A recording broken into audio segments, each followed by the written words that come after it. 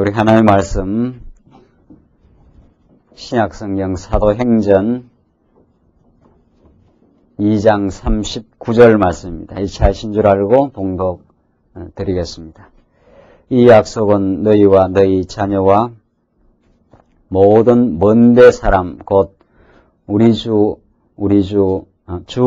하나님이 얼마든지 부르시는 자들에게 하신 것이라 하고 또 여러 말로 확정하며 권하여 가로되 너희가 이 패역한 세대에서 구원을 받으라 하니 그 말을 받는 사람들은 세례를 받으며 이날의 제자의 수가 3,000이나 더하더라.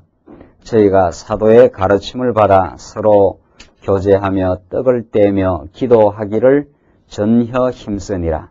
사람마다 두려워하는데 사도들로 인하여 기사와 표적이 많이 나타나니 믿는 사람들이 다 함께 있어 모든 물건을 서로 통용하고 또 재산과 소유를 팔아 각 사람의 필요를 따라 나누어 주며 날마다 마음을 같이하여 성전에 모이기를 힘쓰고 집에서 떡을 떼며 기쁨과 순전한 마음으로 음식을 먹고 하나님을 찬미하며 또 온 백성에게 칭송을 받으니 주께서 구원받는 사람을 날마다 더하게 하시니라.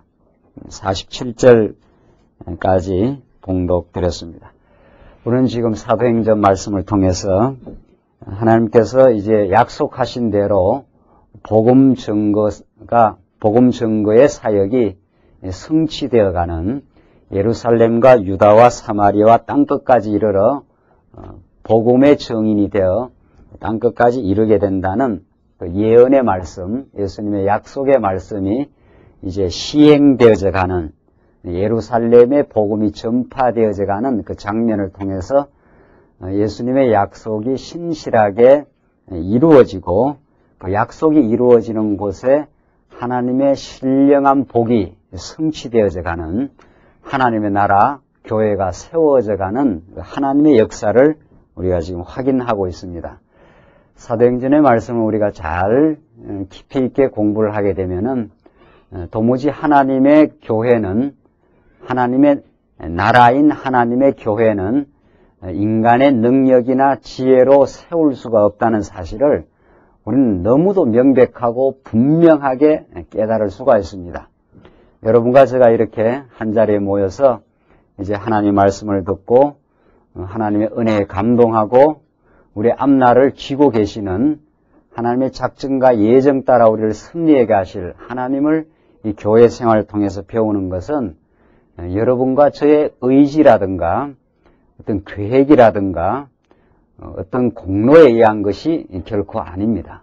하나님 만세전에 이미 우리를 하나님의 백성으로 택정해 놓으시고 이 시대에 우리의 의지와 아무 상관없이 나게 하시고 우리가 원인 모를 이유 모를 고통과 때로는 삶의 어려움을 겪게도 하시고 이제 그 모든 일들의 의미가 부여되고 뜻이 깨달아지는 그 진리 안으로 우리를 인도하셔서 하나님이 역사의 주인이시고 우리 인생의 주관자가 되시고 오늘 우리 교회 생활을 인도해 가시는 참 여호와 하나님이심을 우리에게 깨닫게 하시려는 것이 오늘 살아있는 하나님의 저와 여러분들을 지금 인도해가는 역사입니다. 이렇게 하나님께서는 우리를 어두운 가운데 불러내셔서 에클레시아라는 어둠 속에 우리를 밖으로 우리를 빛 가운데로 불러내셔서 지금 여러분과 저를 말씀을 깨닫게 하시고 지금 다듬어 가시고 하나님의 교회 백성으로 지금 삼아 가시는 생생한 섭리가 이 사도행전의 메시지에 너무도 잘 나타나 있습니다. 그래서 이 말씀을 우리가 잘 깨닫게 될 때 정말 하나님의 교회를 설립하고 지금 진행시켜가는 것이 어떤 인간의 공로나 어떤 계획에 의한 것이 아니라는 것을 우리는 생생하게 깨달을 수가 있습니다. 우리는 예수님의 약속대로 이제 예루살렘에 정말 유약하고 비겁한 제자들, 특히 오늘 우리 본문에 아주 두드러지게 나타나는 베드로라는 사도를 하나님께서 강권적으로 붙드시고 성령이 역사하셔서 베드로를 180도로 전격적으로 바꾸어내시는 그 성령의 사역이 나타납니다. 베드로의 그 힘찬 복음 증거, 이제 죽음을 두려워하지 않은 생명을 던지면서 증거하는 이 복음의 증거가 예루살렘 교회라고 하는 그 놀라운 교회를 지금 탄생시켜가는 역사를 우리가 지금 살피고 있습니다. 베드로라는 사람이 이렇게 힘있게 복음을 전가한 것은 베드로 자신의 어떤 능력이 아니라는 것을 우리는 복음서를 통해서 너무도 누차 확인받고 있습니다. 베드로는 예수님이 결정적으로 십자가에 매달려 잡혀갈 때 3번이나 아주 고의적으로 배반했던 배반자 베드로를 하나님이 이제 사용하시고 그를 강권적으로 붙들어서 담대하고 아주 확신에 찬 복음의 증인으로 만드시는 하나님의 사역이 오늘 본문에 나타나 있습니다. 베드로가 지난 시간 한번 보실까요? 지난 시간 38절만 보시면은 베드로가 가로되 너희가 회개하여 각각 예수 그리스도의 이름으로 세례를 받고 죄사함을 얻으라. 그리하면 성령을 선물로 받으리니 하면서 지난 시간 베드로가 쭉 이제 예수님의 부활 성천 사건이 구약에 이미 예언된 사건임을 증거하면서 이제 예수 그리스도의 이름으로 회개하고 예수 그리스도의 이름으로 이제 세례를 받아라. 그러니까 복음이 증거되면은 회개 역사가 일어납니다. 복음이 증거되면 어두움에 사로잡혀 자기의 영광을 위해서 살아가던 인생이 얼마나 그것이 잘못되었다는 걸 깨닫고 돌이키는 역사. 이제 하나님께로 돌이키는 역사. 이게 회개의 역사. 복음이 증거되는 곳에 하나님의 놀라운 영광이 계시 말씀이 우리들에게 선포되면은 우리가 잘못이었다는 것이 깨달아져요. 그것이 얼마나 중요한 메시지인지 모릅니다. 우리의 방향이 잘못되었습니다. 우리가 어리석었습니다. 우리가 하나님을 몰라봤습니다. 그 말이죠. 회개, 메타노예한데 회개라는 어원적으로 지나고 나니까 하나님을 하나님으로 이제 알아보게 되었습니다. 이 말이죠. 우리가 하나님 앞에 얼마나 방자하고 얼마나 교만하고 내 힘으로 산다고 생각하고 하나님께 영광을 돌리지 않았던 삶. 이제 하나님의 계시의 말씀을 접하고 나니까 이제 알고 나니까 내가 하나님을 잘 모시지를 못했습니다. 그 말이죠. 그게 돌이킴입니다. 이게 하나님께서 변화의 과정, 이게 하나님의 교육의 과정이죠. 교육은 인간을 변화시키는 건데 어떤 세상의 교육도 인간을 하나님께로 돌이키게 하는 교육이 없어요. 그래서 여러분들이 자녀들 또 우리 스스로도 학교 다니면서 공부하면서 뭐 많은 좋은 교육 받는다고 그냥 투자하고 돈 들이고 해서 교육을 시키지만 그것은 세상에서 그저 살게 하는 육신이 살게 하는 그런 정도의 교육이지 세상의 어떤 교육도 성경의 진리를 통하지 않는 교육, 성령께서 성경을 통해서 역사하지 않을 때는 하나님께로 돌이키는 교육이 안 돼요. 이게 회개의 운동입니다. 그러니까 오순절 진리의 역사는 인간을 이제 하나님께로 돌아오게 하시는 하나님의 역사. 그것을 지금 베드로가 전가하면서 39절 보십시오. 계속해서 이 약속은 너희와 너희 자녀와 모든 먼데 사람 곧 주 우리 하나님이 얼마든지 부르시는 자들에게 하신 것이라 하고. 자, 이 약속은 했지 않았어요? 베드로가. 그러니까 이 성경은 약속을 떠나서는 이 성경을 풀어갈 수가 없는데 약속은 이미 하나님이 계획을 전제하는 거고 앞으로 이렇게 하겠다 하는 계획이 있어야 그 약속을 하지 않아요? 그러니까 하나님의 뜻의 실현이죠. 자, 이 약속은 너희와 너희 자녀와 모든 먼 데 있는 사람. 자, 그러니까 베드로는 이 예루살렘뿐만 아니고 땅끝까지 복음이 전파되리라고 하신 예수님의 약속을 지금 의식하고 있는 거죠. 이제 모든 먼 데 있는 사람. 이제 하나님의 복음이 예루살렘으로부터 이제 시작되어서 이제 로마로 소아시아 반도, 그리스 반도, 마게도냐 반도입니다. 그 다음에 로마까지 바울이 이 사도행전의 역사 그렇게 이방 땅으로 이제 복음이 전파되는데 그것이 영국을 거쳐 미국을 거쳐 우리 한국 땅에 지금 이제 동남아시아로 이렇게 지금 전파되어 가는 그러니까 오늘 본문 나온 대로 이 약속은 했잖아요. 너희와 너희 자녀와 그 다음 뭐라고 되어 있습니까? 모든 먼데 사람 이렇게 되어 있어요. 땅끝까지 이르러 이제 하나님의 복음이 전파되는 곧 우리 하나님이 얼마든지 부르시는 자들에게 하신 것이라. 하나님이 부르셔야 이 약속의 말씀을 들어요. 그러니까 여러분이 오늘 교회 나오시면서 내가 오늘 교회 한번 나가봐야 되겠다, 이렇게 해서 나온 게 아니에요. 그건 우리 편에서 내 의식 수준에서 그렇게 생각하는지는 몰라도 하나님이 부르시는 자들이라야 그런 하나님의 말씀을 들으려고 하는 그런 의식이 가동이 됩니다. 여러분 그렇게 생각 안 합니까? 눈치가 그렇게 생각 안 하는 것 같아요. 내가 지금 판단해서 내 발걸음으로 왔는데 자꾸 김 목사는 하나님이 불러서 왔다니까 내 의식 수준에서는 내가 판단을 해요. 아, 내가 오늘 하나님 말씀을 들으러 가야지. 그 마음을 그 의식의 밑바닥에 진리의 부르심이 우리에게 있어서 그 의식이 생겨난 거예요. 하나님의 성령이 여러분에게 그 의식 밑에 있는 생각을 움직이도록 역사해야 그 의식이 이렇게 떠오르게 되어 있습니다. 성령께서 진리 안으로 부르시지 않으면 그런 생각이 나질 않아요. 그래서 우리가 기도할 때 하나님이 오늘 우리를 불러주셨습니다, 이렇게 하지 내가 왔습니다 이렇게 하지 않잖아요. 지금 오늘 본문의 말씀대로 하나님이 얼마든지 부르시는 자들에게 하신 것이에요. 하나님 불러주셔야 우리가 이 말씀을 들어요.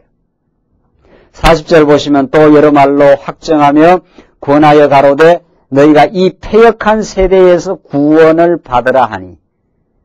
이 패역한 세대라는 게 하나님을 인정하지 않는 세속적 삶이죠. 그게 세속주의입니다.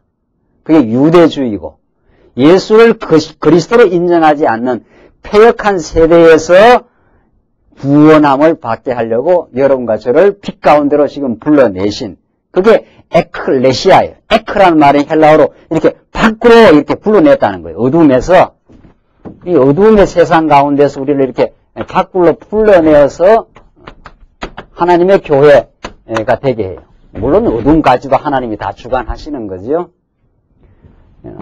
예수 그리스도가 온 우주 만물의 주관자이신데 하나님이 우리를 어둠 가운데 잠시 가두어 놓았다가 어둠에서 불러내신 거예요. 빛 가운데로. 이게 빛의 자녀로 우리를 만들어 가시려고 우리를 불러내 주신 건데 오늘 지금 베드로가 그렇게 증거하고 있습니다. 이 패역한 세대, 어둠의 세상, 하나님을 하나님으로 인정하지 않는 세상, 이 세상에서 특별히 우리를 불러내어서 오늘 지금 이 자리에 서 있습니다. 이게 하나님의 은총의 자리예요. 이게 놀라운 하나님의 은총. 하나님 불러내시지 않아서 우리는 그냥 어둠에 살아요. 하나님 우리를 진리 가운데로 부르지 않으면 우리는 비진리 가운데 그냥 살아요. 지금 베드로가 이런 힘찬 메시지를 전달하고 있습니다. 40절. 그렇게 복음을 전가하니까 그 말을 받는 사람들은 세례를 받으며 이날에 제자의 수가 3,000이나 더하더라. 이게 아주 초대교회 때 아주 놀라운 지금 역사가 일어난 거죠. 42절. 저희가 사도의 가르침을 받아 서로 교제하며. 자, 진리가 전파되면은 사도의 가르침. 자, 요건 오늘 베드로가 전가한 성경에 요것만 기록해 놓은 거예요. 요것만 전가한 게 아니죠. 계속 이런 진리의 메시지. 베드로 우리 지난 시간 기억나십니까? 베드로가 무식한 게 아니에요. 베드로가 어분이가 무식한 게 아니라 성경에 아주 정통해버린 사람이에요. 아주 유식해요. 물론 유대인들은 구약을 잘 알고 있는데 그 구약의 모든 메시지가 그리스도를 가르치는 줄을 베드로는 몰랐죠. 그런데 성령이 오시고 나니까 구약의 내용과 예수님이 직접 가르쳐준 내용들이 예수가 그리스도라는 것을 증거하는 걸 베드로가 이제 깨닫고 너무도 유식해졌어요. 똑똑해졌어요. 그러니까 시편에 다윗의 예언, 예수님이 썩임을 당치 아니하고 반드시 십자가에 죽고 부활할 것이라는 시편의 예언적인 말씀을 들어가지고 예수 그리스도의 부활 사건을 우리 지난 시간 베드로가 증거했지 않았어요?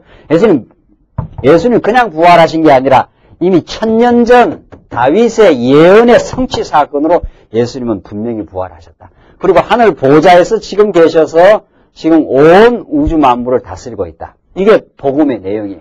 이렇게 베드로가 증거한 것이 계속 그 단계에 이어진 거죠. 그게 사도들의 가르침입니다. 42절 여러분들 읽고 계시는 저희가 사도의 가르침을 받아 하는 것이 이 복음 증거를 받아 이 말이죠.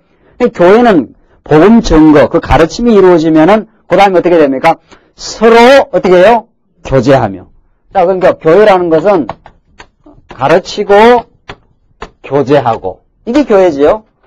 본문에 나온 대로 사도의 가르침을 받아 서로 교제하며 떡을 떼며 기도하기를 전혀 힘쓰니라. 자, 그러니까 하나님의 말씀으로 교육을 하면 말씀이 선포되면은 그 말씀을 받는 사람들이 교제하게 돼 있어요. 이게 말씀을 정통으로 받으면 반드시 교제하게 돼 있어요. 나는 말씀을 들었는데 교제를 안 하려한다. 이렇게 돼 있지 않습니다. 그게. 그러니까 하나님의 교회는 하나님의 말씀이 제대로 선포되면은 올바른 교제가 일어나고 거기서 올바른 기도의 삶이 일어나게 돼 있는 거죠. 그러니까 하나님의 말씀이 전파되면은 믿는 것과 아는 것이 같아져요. 믿는 것과 아는 것이 같아진다는 건 우리 인생관과 삶의 가치관이 같아져요. 그러니까 여러분과 저는 살아가는 방법, 방편은 다 다르잖아요. 사업하시는 분도 계시고 직장생활 하시는 분도 계시고 뭐 온갖 형편도 다르고 고향도 다르고 다 달라요. 그러나 그런 것들은 문제가 되질 않아요. 그 모든 걸 감사하는 근본적인 인생의 목표와 가치가 동일해져요. 그게 말씀이 증거되면 그렇게 돼요. 그때라야 하나의 가치관, 하나의 목표, 하나의 우리 인생의 의미, 그걸 동일하게 깨닫는 사람이 함께 있고 싶어요. 그래서 그 말씀을 나누고 싶어요. 그게 교제예요. 그게 말씀 안에서의 교제입니다. 그러니까 세상에서도 교제를 하지 않아요? 세상에서도 클럽도 있고 서클도 있고 동호인 모임도 있지 않아요? 네. 그거는 말씀으로 교제가 되는 게 아니고 너가 낚시를 좋아하니까 나도 낚시를 좋아하니까 낚시 동호회가 생기는 거예요. 그 낚시를 중심으로 해서 교제가 되는 거죠. 그 낚시 좋아하는 사람들은 또 낚시에 아주 정통하고 밝지 않아요?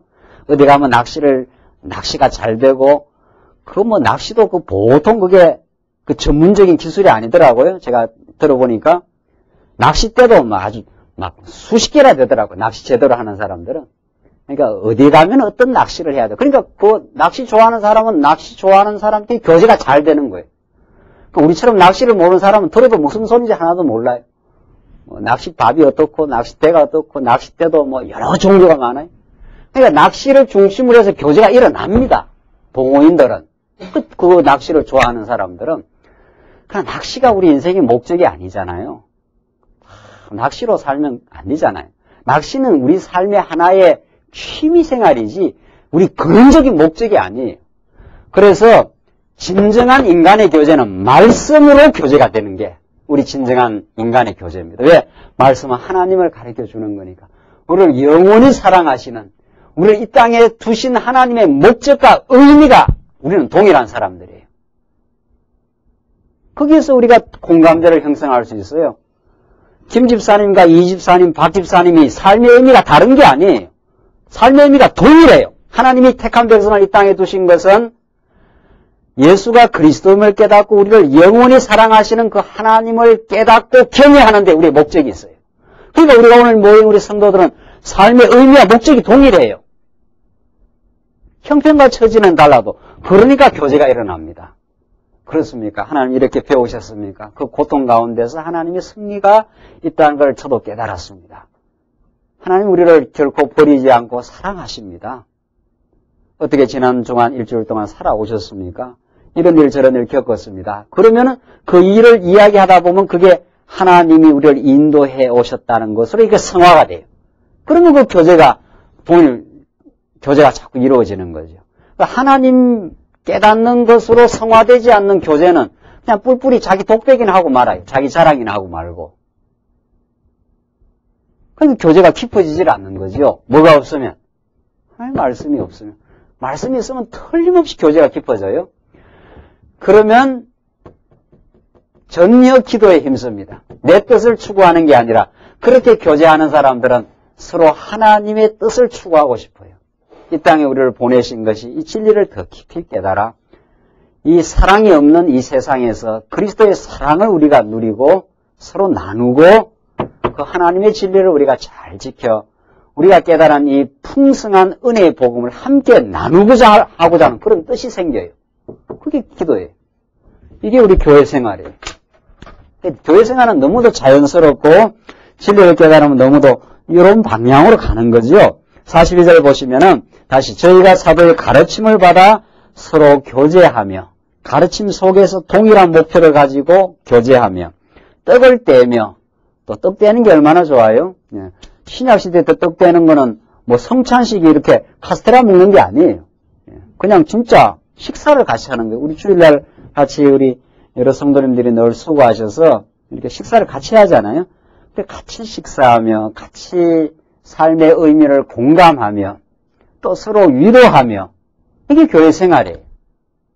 교회 생활. 그래서 떡을 떼며 기도하기를 전혀 힘쓰더라. 이게 예루살렘 교회의 뭡니까? 탄생이. 이게 교회 생활인데 이게 최초로 베드로가 뭐를 증거하게 되므로 말씀을 증거하게 되므로 말씀을 중심으로 교제가 일어나고 교제 일어난다는 거 쉽게 생각하면 제가 비유를 들어드리잖아요. 이게 실감이 나도록 애인을 만난 거예요. 주일날 애인 만나러 오는 기분이에요. 여러분들 그렇게 생각 안 합니까? 김 목사 애인처럼 생각 안 듭니까? 참 그 사랑하는 사람이에요. 저도 여러분들 사랑하고. 교회를 너무 딱딱하게 생각하면 안 돼요, 이게. 이게 오늘 한국 교회가 말이죠. 탁탁하고 제도적으로 아주 제도주의적인 그런 냄새가 물씬물씬 나죠. 근데 교회가 딱딱해요. 교회는 하나님의 사랑받는 형제들의 모임이에요. 그래서 사랑하는 사람을 만나러 와요, 여기. 그러니까 오고 싶어서 교회를 세상에 여기 여러분들을 보고 오라고 한 사람이 있습니까? 안 오면 감옥에 때려 넣는다는 그런 무슨 형법 조항이 있습니까? 그 교회는 정말 말씀이 그립고 서로 사랑하는 애인들 만나러 오는 거예요. 애인들 만나러 갈 때 쭈삣쭈삣되지 않습니다. 얼굴에 화장 칠하고 말이죠. 옷 깨끗한 거 입고 말이죠. 그래서 오늘 만나려고 하니까 마음이 두근두근하고 말이죠. 우리 처녀총각들 지금 처녀총각들 연애할 때 말이죠. 그래서 두근두근하고 가서 기쁘고 즐겁고 말이죠. 그런 기분이 교회 생활이에요. 그게 교회 생활이에요. 교회 생활은 막 이상하게 생각할 하나도 없어요. 아주 쉽고 자연스러운 거예요. 교회 생활은. 그래서 만나니까 뜻이 같아요. 기도라는 것은 뜻이 하늘의 뜻을 우리가 하나님의 뜻이 이 땅 위에 이루어지기를 여러분과 내 뜻을 추구하는 게 아니라 이제 하늘의 뜻이 우리를 통해서 이루어지기를. 그래서 예루살렘 교회가 탄생한 거예요.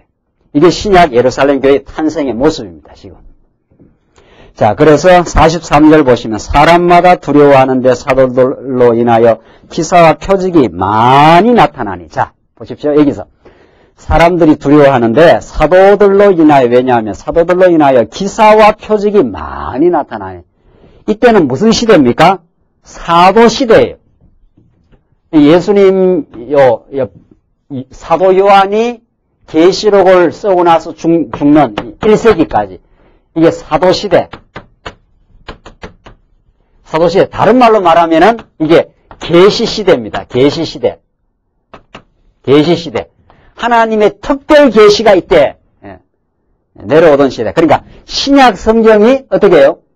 기록되기 전 시대. 이게 우리 성경이 하나님의 특별 계시의 말씀 아니에요. 하나님의 뜻을 다 여기다 전달해 놓은 거거든요. 그러니까 구약 성경은 기록되어 있지만 아직 신약 성경이 기록되기 전이에요. 여기가 지금 베드로가 막 예루살렘에서 복음을 전파할 때 이게 예수님 부활 성천한 직후의 사건이거든요. 야, 그러니까 한 33년 지났으니까 33년 이후 40년 이후부터 1세기 마지막 한 60년 세월, 그렇죠? 60년 세월, 70년 세월 동안 사도들이 활동했던 시대, 이때가. 거의 다 사도들은 거의 다 죽습니다. 거의 다.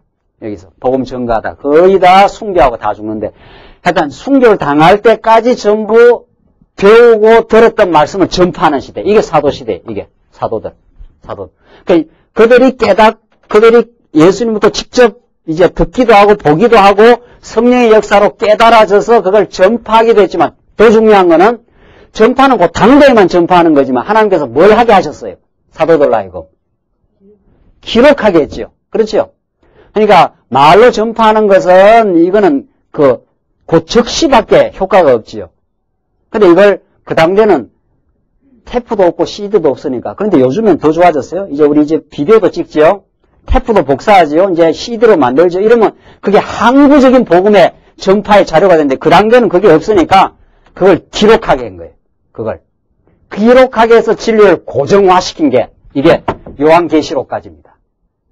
그래서 사도들은 예수님부터 직접 부름을 받아서 복음을 전파한 것도 중요하지만은 전파하니까 뭐가 탄생해요?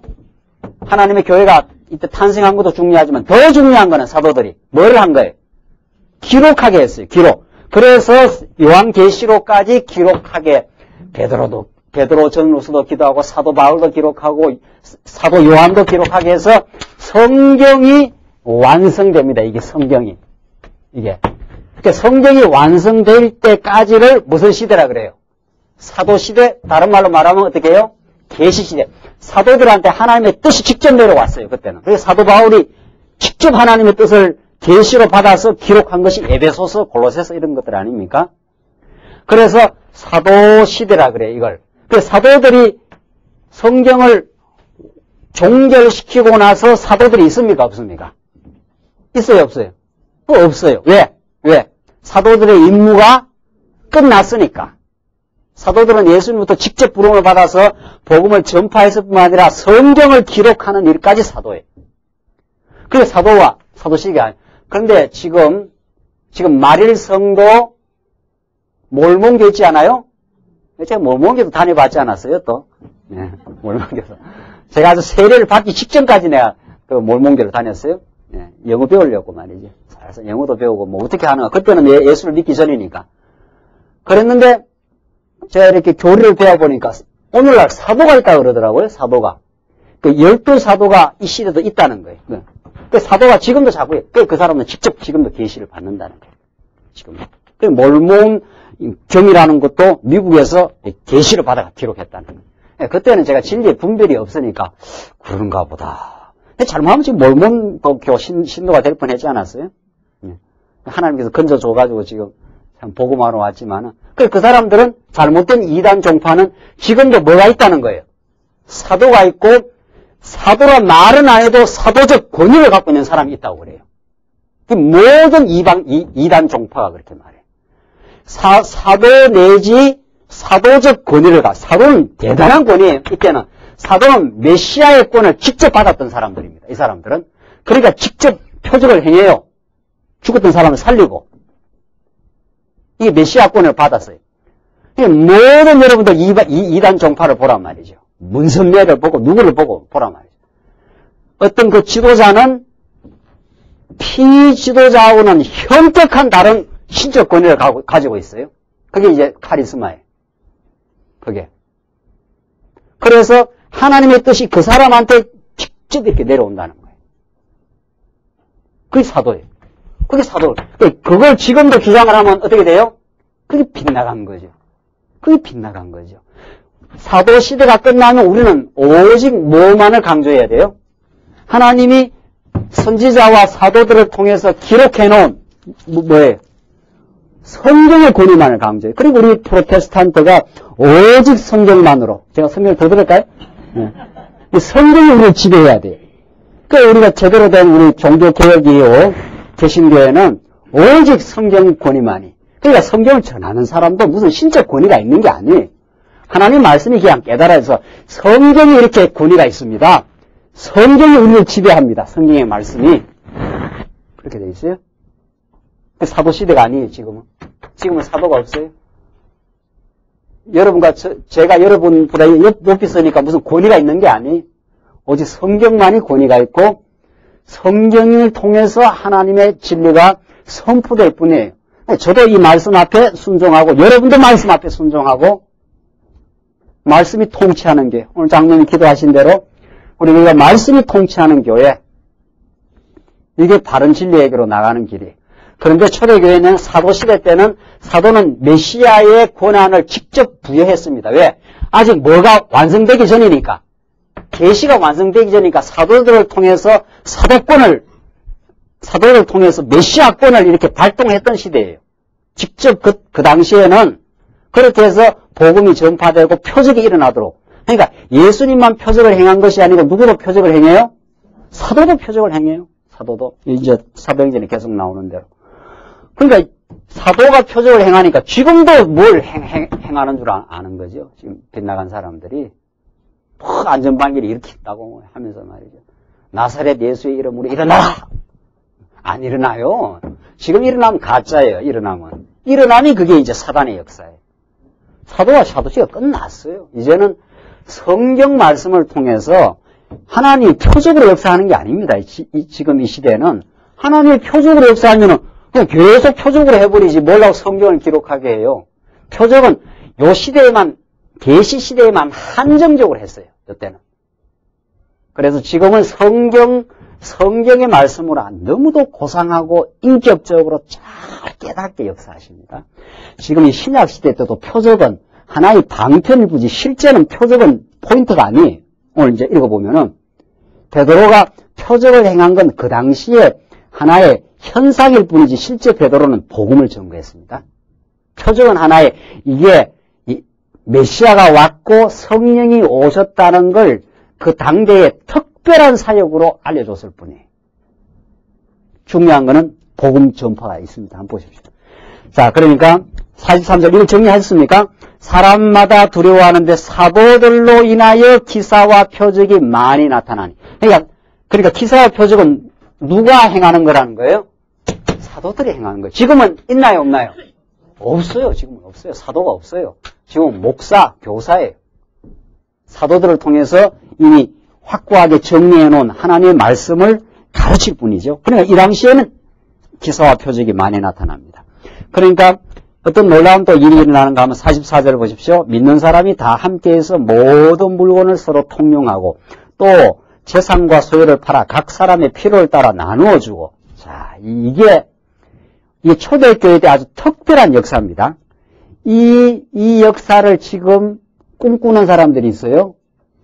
그게 박태선 어디에요? 시온산이니 뭐니 해가지고 막 재산이고 뭐고 다 어떻게 알아? 다 가져와라는 거예요. 다 가져와. 여기 나오지 않아요? 막 모든 물건을 서로 통용하고 재산과 소유를 팔아서 각 사람의 필요를 따라 나눠주고 이래갖고 몽땅 재산 다 갖다 내라 해가지고 그냥 이 종교 재벌이 생기는 거예요. 이게 초대교회의 특별한 역사입니다. 특별한 역사예요. 지금 오늘날 이렇게 되는 게 아니에요. 오늘날에는 이런 정신이 역사하지요.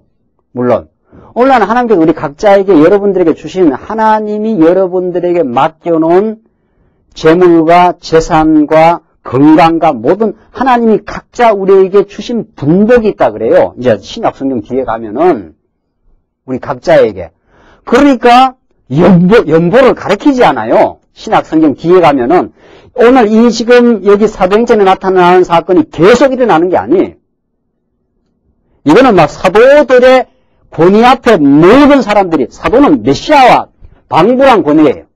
이 사도는 표적을 행하고 이 계시 시대니까 예수님이 가시고 나서 예수님과 유사한 권위를 지금 발동하는 사람들입니다. 이 사람들은. 그렇죠?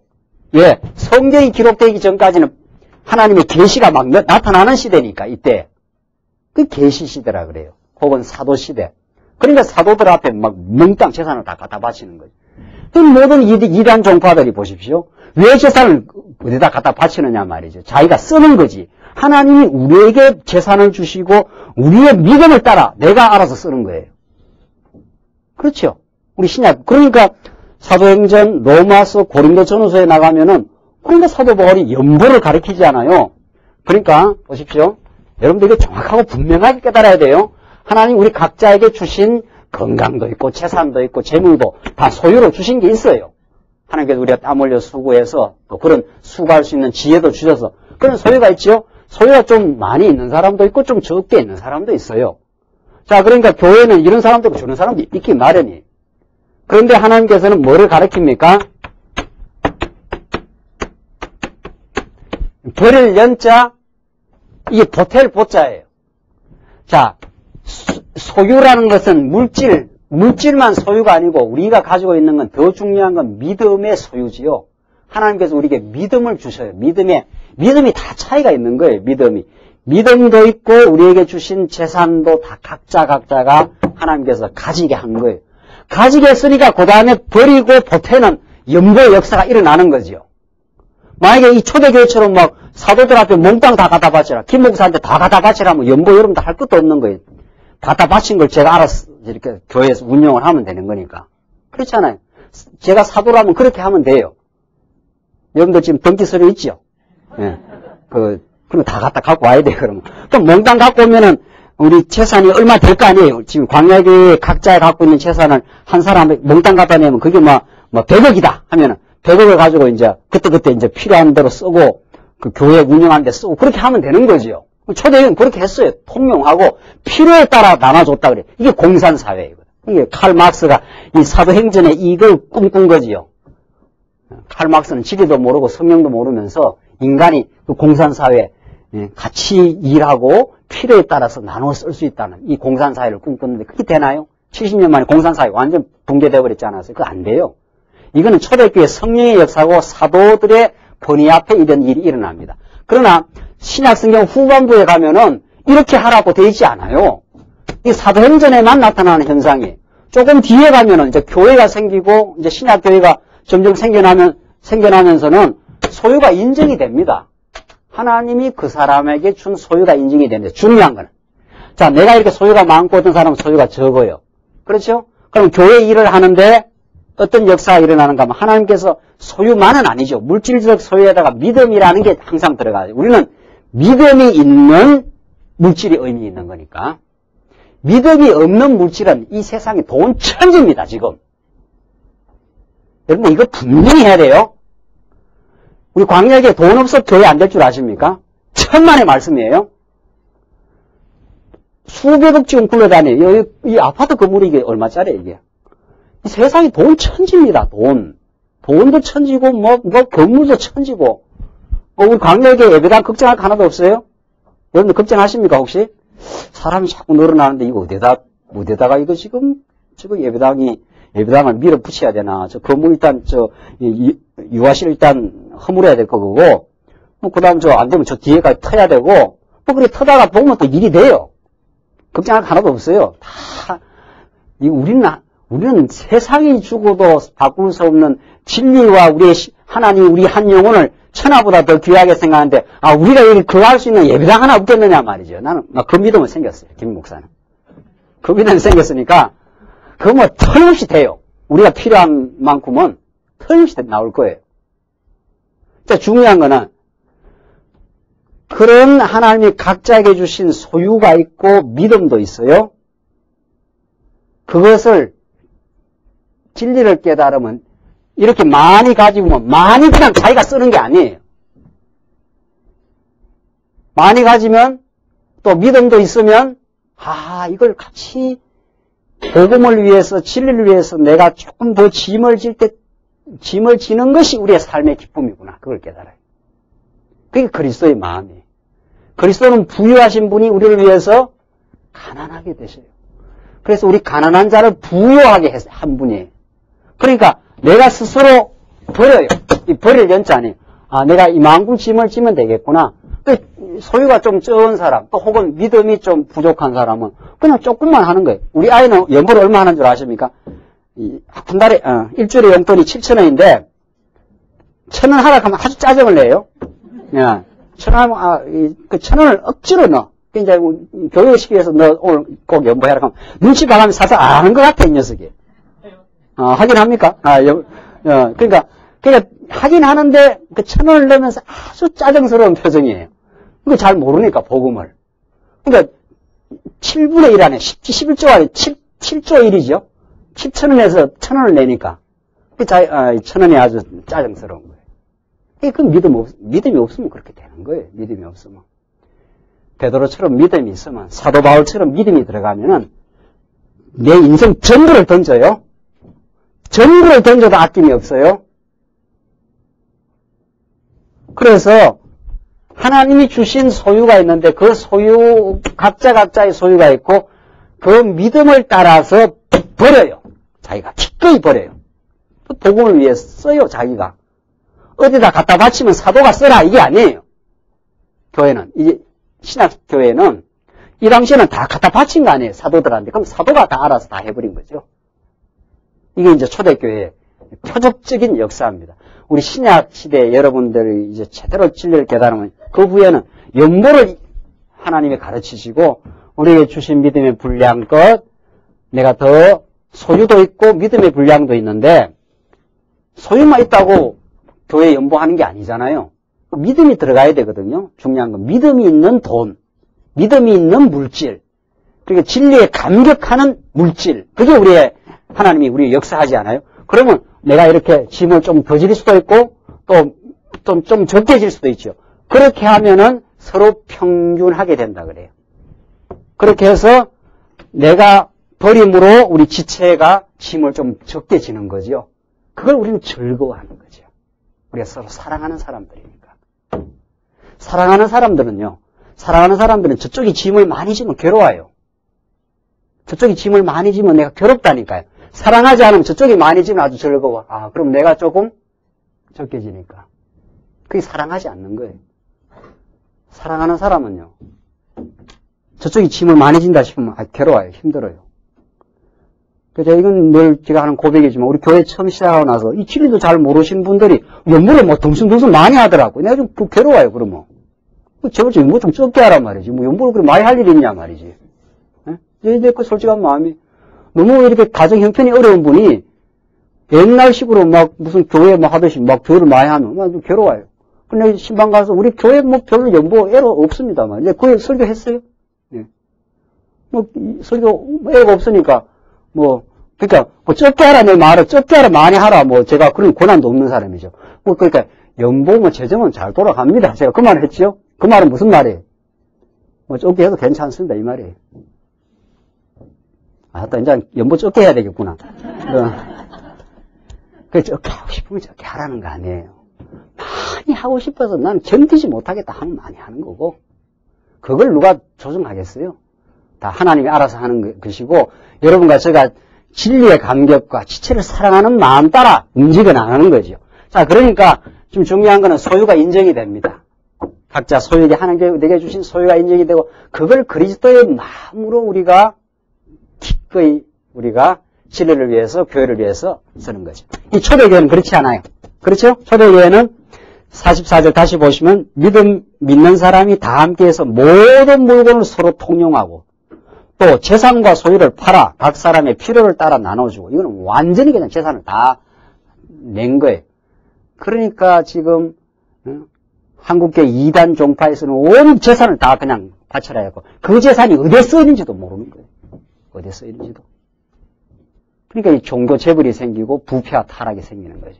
여러분들은 여러분들의 재산을 관리하시고 하나님 주신 재산 따라 잘 관리하셔서 하나님의 필요를 따라서, 진리의 필요를 따라서, 여러분의 신앙을 따라서 여러분이 쓰시고 여러분이 감시를 하시고 여러분이 잘 쓰시는 거죠. 그게 하나님 주신 믿음의 행위니까 그걸 감격하시고, 그렇죠? 여러분이 주신 여러분의 재산이에요. 하나님이 주신 재산. 여러분이 봐서 이 일은 참 이 복음이 전파되는데 필요하겠구나. 이 일을 내가 짐을 지면은 아주 기쁘고 즐거운 일이겠구나. 이러면 여러분이 판단해서 내는 거죠. 그걸 누가 내라 말라 하고. 그렇게 내서는 그게 그렇게 쓰여지는지 확인을 해야 돼요. 김 목사가 먹는지 안 먹는지 말이지. 그걸 재직해 확인을 해야 되고, 여러분들이 잘 썼다고 싶으면 감사하게 생각하고, 잘 안 썼으면 질문을 하고, 재직회에서. 그렇게 해야 여러분들이 당당하고 아주 확고한 신앙의 주체로서 신앙생활을 하는 거죠. 한국교회 그게 지금 다 지금 사라진 거 아니에요. 재직회도 잘 안 한다는 거 아니에요. 재직회도. 지금 한국교회가.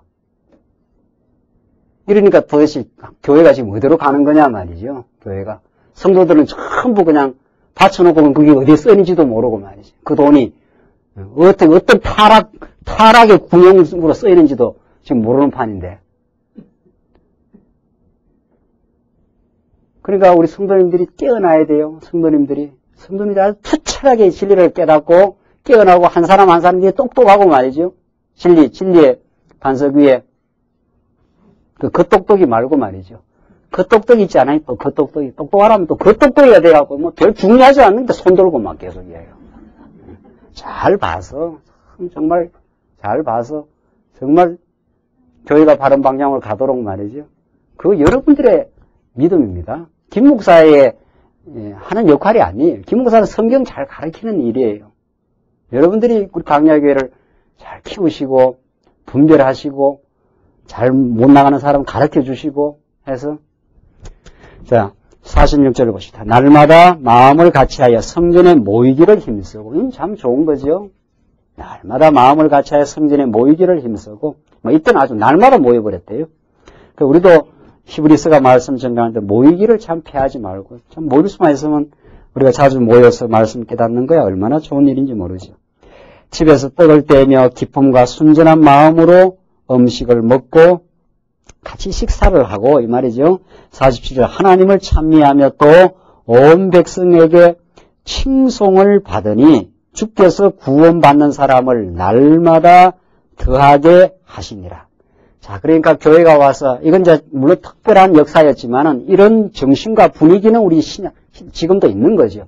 하나님의 말씀을 깨닫고 마음의 감동을 가지고 서로 짐지기를 원하는 성도들이 자꾸 늘어나고 그러니까 하나님의 말씀이 자꾸 깨달아지면은 말씀이 자꾸 전파되면은 교제가 일어나고 기도가 일어나고 그 기도 뜻을 모으는 봉사하는 일이 일어나죠. 이게 짐지는 일 아닙니까? 그러니까 짐을 자꾸 서로 지려고 하는 우리 연약한 성도들이 좀 덜 지게 하려고 하는 그런 분위기가 자꾸 창출이 되는 거죠. 그게 이제 하나님의 교회가 건전하게 성장하고 있다는 뜻이죠. 그렇게 하니까 즐겁고 기쁜 천국의 분위기가 자꾸 이루어지는 거죠. 지옥은 서로 짐 지우는 거 아니에요. 짐 지우는 거. 천국은 짐을 내가 조금이라도 더 지겠다는 거 아니에요. 그래서 다른 성도를 평안하게 해주려고, 다른 성도의 짐을 좀 덜어주려고, 그걸 위로해 주려고, 그런 풍토가 되면은, 그런 풍토, 그리고 하나님을 찬미하면은, 완전 새로운 영혼들이 그런 분위기에 찾아오게 되면은, 새로운 영혼들이 마음에 쉼을 얻습니다. 그게 교회가 나가는 방향이에요. 교회가. 그런 분위기가 형성 안 되면 새로운 영혼들이 왔다가 부담을 당장 느끼지 않아요. 부담을 느낄 수도 있고, 교회 회의를 하는 거 보니까 너무 살가롭고, 그 소위 말해서 은혜가 없고 그러면은, 정말 분위기가 어려워지는 거죠. 그래서 지금 초대교회 때 복음이 전파되니까 떡을 떼는 기쁨도 넘치고, 하나님을 찬양하고, 자, 그러니까 자꾸 하나님의 택한 백성들이 자꾸 늘어나는 그런 역사가 일어납니다. 3장 계속 보시면 3장 1절로 10절입니다. 3장 1절로 10절 베드로와 요한이 예수의 이름으로 안전뱅이를 일으키는 장면인데 자, 표적적인 역사 계속 일어납니다. 제9시 기도 시간에 베드로와 요한이 성전에 올라갈새 나면서 안전뱅이 된 자를 사람들이 메고 오니 이는 성전에 들어가는 사람들에게 구걸하기 위하여 날마다 미문이라는 성전 문에 두는 자라. 그가 베드로와 요한이 성전에 들어가려 함을 보고 구걸하거늘 베드로가 요한으로 더불어 주목하여 가라되 우리를 보라 하니 그가 저희에게 무엇을 얻을까 하여 바라보거늘 베드로가 가로되 은과 금은 내게 없거니와 내게 있는 것으로 내게 주노니 곧 나사렛 예수 그리스도의 이름으로 걸으라 하고 자 안전방이에게 나사렛 예수 그리스도의 이름으로 걸으라 하니까 그 다음 어떻게 돼요? 7절 오른손을 잡아 일으키니 발과 발목이 곧 힘을 얻고 뛰어서서 걸으며 그들과 함께 성전으로 들어가면서 걷기도 하고 뛰기도 하며 하나님을 찬미하니 모든 백성이 그 걷는 것과 및 하나님을 찬미하는 것을 보고 그 본래 성전 미문에 앉아 구걸하던 사람인 줄 알고 그의 당한 일을 인하여 심히 기이 여기며 놀라니라. 이건 놀라운 표적이 일어난 거죠. 안전방이가 그냥 베드로가 일어나라 하니까 그냥 벌떡 일어선 거죠. 이게 표적이에요. 사인입니다. 사인. 지금 예수가 오셨고 성령이 오셨다고 하는 사인이에요. 이것 자체가 중요한 게 아니에요. 그렇죠? 뭐 안전망에 일어나서 살아도 몇 년 있으면 또 죽을 거예요. 우리 인간은 안전망이나 사나 막 긁다 사나 뭐 언젠가 좀 있으면 죽어요. 그 일어난 게 중요한 게 아니에요. 뭐가 중요해요? 그렇게 일어나게 하신 예수는 메시아임이 중요해요. 그러니까 우리를 영원히 사랑하시는 왕이에요. 그 복음의 진리가 중요하지 복음의 진리를 드러내는 한 현상이에요. 사인이에요. 그렇죠? 표적이 그런 거예요. 자, 그러니까 보십시오. 베드로가 뭐라고 하는가? 이걸 오늘 정리하고 끝내겠습니다. 11절. 나은 사람이, 이제 병 나은 사람이 베드로와 요한을 붙잡으니 모든 사람이 크게 놀라며 달려나아가 솔로몬의 행각이라 칭하는 행각에 모이거늘 베드로가 이것을 보고 백성에게 말하되 이스라엘 사람들아 이 일을 왜 기이 여기느냐? 베드로 보십시오. 이렇게 똑똑해졌어요. 뭐 안전망에 일어나니까 이걸 뭐 그렇게 기이 여기느냐? 또 그게 뭐 굉장한 일로 사람들이 생각하니까 그거는 하나의 현상이고 그 본질이 따로 있다는 거죠. 지금 베드로가 그걸 말해요. 우리 개인의 권능과 권능으로 이 사람을 걷게 한 것처럼 왜 우리를 주목하느냐. 참 베드로 정말 너무도 베드로 하나님 중심적 아니에요? 뭐 내가 경건해서 개인의 권능과 경건으로, 우리 개인의 권능과 경건으로 이 사람을 걷게 한 것처럼 왜 우리를 주목하느냐? 그 사람들이 안전망에 일으키니까. 그 놀라운 현상은 놀라운 현상이죠. 그러니까 사람들이 막, 베드로가 막 대단한 권능과, 그 경건이 있는가 보다 말이죠. 하나님을 막 잘 섬기고 하니까 저런 놀라운 역사가 일어난 거고, 베드로를 막 주목을 했다는 거예요. 그렇죠? 이게 이 베드로는 제대로 된 지도자 아니에요. 제대로 된 복음을 깨달은 사람이죠. 왜 나를 주목하느냐? 내가 한 거냐 말이지. 나는 그냥 마름막대기 같은 못한 존재야. 그 말이에요. 하나님이 나를 그냥 사도로 써서 중요한 거는 이 표적을 가능케 하는 그 메시아의 놀라운 능력, 하나님의 권능이 중요하다 이 말이죠. 그러니까 베드로는 자기 중심으로 끌어모은 게 아니에요. 사람을. 모든 이반 종파가 우리가 먼저 진리를 깨달으면 사람들을 이쪽으로 끌어모으는 게 아니에요. 여러분들이 저를 보고 자꾸 오면 저는 부담스러워요. 저는 형편없는 존재예요. 저는 여러분들을 지도할 수 있는 사람이 아니에요. 인간적으로 말하면 하나님께서 진리를 깨닫게 해서 진리를 선포하고 진리의 원칙을 제가 지켜나가는 그건 배웠지요. 그러니까 진리를 따라가십시다 이 말이지 날 따라오십시오. 제가 그 말을 할 수 있는 권한이 없어. 나도 저 자신도 주체를 잘 못하는 사람입니다. 제 하나라도 주체하기 때로는 어려운 사람이에요. 그러니까 뭐 어떨 때는 다리가 아파갖고 뭐 그냥 앉아서 설교도 하고 말이죠. 뭐 그런 시원찮은 사람이에요. 그러니까 진리를 제대로 깨달았으면 왜 우리를 주목하느냐? 어디를 봐야 된다 이 말입니까? 주목이라는 게 뭐예요? 주목. 눈을 이렇게 마주치는 거예요. 눈을 이렇게 주의 집중을 하는 거예요. 그러니까 베드로가 지금 그러는 거 아니에요. 왜 우리가 무슨 권능이 있어갖고 이 안전방에 일으킨 것처럼 그렇게 하느냐? 어디를 봐라 이 말입니까? 예? 어디를 봐라? 하나님을 봐라 이 말이죠. 하나님이 지금 신약교회를 탄생시키기 위해서 이 표적을 행하고 예수는 죽었다가 살아나신 분이다. 바로 나와요. 13절. 아브라함과 이삭과 야곱의 하나님 곧 우리 조상의 하나님이 그 종 예수를 어떻게 해요? 영화롭게 하셨느니라. 이게 이제 포인트 아니에요. 그렇죠? 베드로의 이 표적적 사건, 안전망이 일으킨 사건은 베드로가 잘해서 뭐 한 것도 아니고 좀 중요한 거는 하나님이 그 종 예수를 어떻게 했다고요? 영화롭게. 영화롭게가 뭡니까? 십자가에 죽으셨지만은 어떻게 해요? 부활하시고 성천하시고 지금 누구를 선물로 보냈어요? 성령을 보내신 분이에요. 진리의 영을. 이게 복음이에요. 예수님이 우리 죄를 위해서 죽으시고 우리를 의롭다 하시기 위해서 살아나시고 우리를 천국으로 인도하시기 위해서 성천하시고 지금 여러분과 저를 진리 안으로 인도하기 위해서 뭐 하시고 성령을 보내주시고 그래서 교회 멤버가 되게 하시고 이게 복음이에요. 그 예수를 주목해라 이 말이죠. 이 가짜들 말이지. 순. 가짜들이 인간을 주목하게, 인간한테로 자꾸 끌어모아요. 인간한테. 이 가짜와의 싸움. 그리고 진짜 진리 투쟁이라는 게 뭐냐 말이죠. 가짜와의 싸움 아니에요. 그 가짜야 말이죠. 가짜. 왜 여기다 끌어모으느냐 말이죠. 여기다가 하나님께 나아가게 하고 그리스도로 나아가게 해야죠. 이 그리스도 중심이에요. 광야교는 그 방향으로 가는 거예요. 그게 성경이 가르치는 방향이에요. 여러분도 그리스도를 사랑하고 저도 그리스도를 사랑하고 우리 그리스도 안에서 우리는 삶의 의미를 깨달았던 사람들이고 그 영원한 진리를 우리가 지금 추구하고 있는 사람들이고 그 안에서는 행복과 기쁨이 있고 지금 이 가짜들이 말이지 하나님까지 꾸역꾸역 올라가 이 자리에다가 이게 지금 베드로의 메시지예요. 그 베드로의 메시지가 신약교회를 지금 가동시키고 탄생시켜요. 이 메시지가 오늘 광야교회를 탄생시켜왔고 지금도 그리스도의 영광이 우리 교회를 지금 쥐고 역사하시고 있어요. 기도하십시다.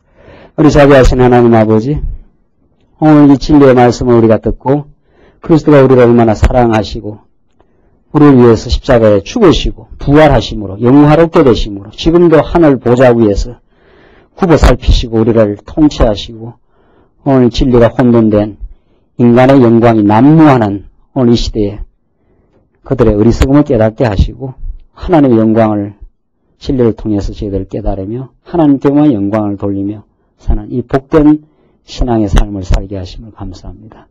우리에게 들려지는 위대한 복음의 메시지가 우리를 부복해 하시고 우리를 낮추게 하시고 오직 그리스도만을 의지하며 어떤 시련과 역경 가운데서도 저희들 힘있게 소망 가운데 살게 하시옵소서. 예수님 이름으로 기도하옵나이다. 아멘.